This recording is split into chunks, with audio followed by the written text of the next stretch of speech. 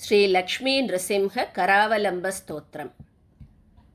श्रीमत्पयोनिधि निकेतन चक्रपाणे भोगीन्द्र भोगमणिराजित पुण्यमूर्ते योगीश शाश्वत शरण्य भवाब्धिपोत लक्ष्मी नृसिंह मम देहि करावलम्बम्।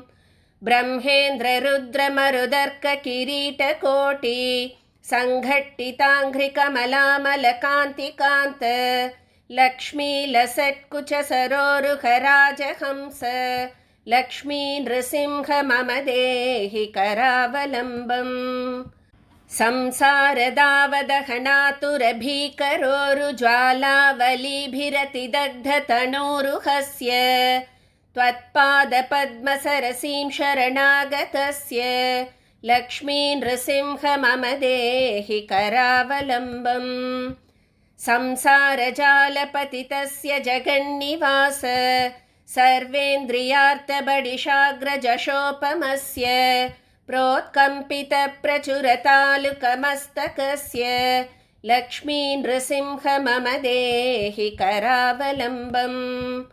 संसारकूपमदिघोरमगाधमूलम् सम्प्राप्य दुःखशतसर्पसमाकुलस्य दीनस्य देवकृपया पदमागतस्य लक्ष्मी नृसिंह मम देहि करावलम्बम्।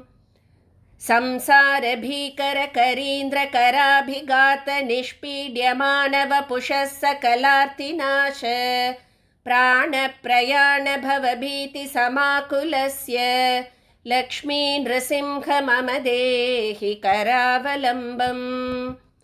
संसारसर्पघनवक्त्रभयोग्रतीव्र दंष्ट्राकरालविषदग्धविनष्टमूर्तेः नागारिवाहनसुधाब्धिनिवासशौरे लक्ष्मी नृसिंह मम देहि करावलम्बम्।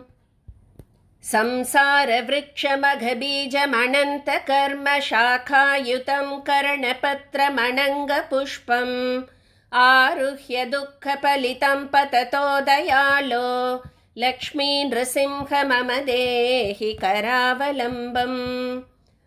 संसारसागरविशालकरालकालनक्रग्रहग्रसननिग्रहविग्रहस्य व्यग्रस्य रागनिचयोर्मिनिपीडितस्य लक्ष्मी नृसिंह मम देहि करावलम्बम्। संसारसागरनिमज्जनमुह्यमानं दीनं विलोकय विभो करुणानिधे मां प्रह्लादखेदपरिहारकृतावतार लक्ष्मी नृसिंह मम देहि करावलम्बम्। संसारघोरगहने चरतो मुरारे मारोग्रभीकरमृगप्रवरर्धितस्य आर्तस्य मत्सरनिधागसुदुःखितस्य लक्ष्मी नृसिंह मम देहि करावलम्बम्।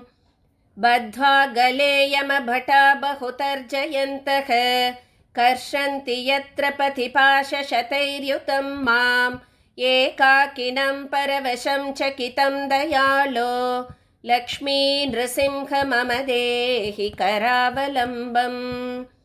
लक्ष्मीपते कमलनाभसुरेश विष्णो यज्ञेश यज्ञमधुसूदन विश्वरूप ब्रह्मण्यकेशव जनार्दन वासुदेव लक्ष्मी नृसिंह मम देहि करावलम्बम्। एकेन चक्रमपरेण करेण शङ्खम् अन्येन सिन्धुतनयामवलम्ब्य तिष्ठन् वामेतरेण वरदाभयपद्मचिह्नं लक्ष्मी नृसिंह मम देहि करावलम्बम्। अन्धस्य मे हृतविवेकमहाधनस्य चोरैर्महाबलिभिरिन्द्रियनामधेयैः मोहान्धकारकुहरे विनिपातितस्य लक्ष्मी नृसिंह मम देहि करावलम्बम्। प्रह्लाद नारद पराशर पुण्डरीक व्यासादि भागवत पुंगव हृन्निवास भक्तानुरुक्तपरिपालनपारिजात लक्ष्मी नृसिंह मम देहि करावलम्बम् लक्ष्मी नृसिंहचरणाब्जमधुव्रतेन स्तोत्रं कृतं शुभकरं भुवि शङ्करेण एतत् पठन्ति मनुजा हरिभक्तियुक्ताः ते यान्ति तत्पदसरोजमखण्डरूपम्। इति श्रीमच्छङ्करभगवतः कृतौ श्रीलक्ष्मीनृसिंहकरावलम्बस्तोत्रं सम्पूर्णम्।